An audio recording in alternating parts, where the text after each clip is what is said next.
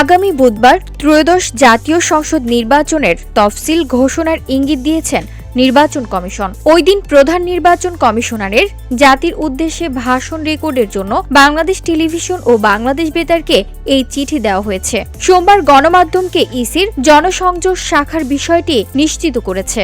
আব্দুর রহমানেল মাসুদ বলেছেন, তফসিল উপলক্ষে প্রধান নির্বাচন কমিশনারের ভাষণ রেকর্ডের জন্য বেতার ও টেলিভিশনে চিঠি দিয়েছে নির্বাচন কমিশন।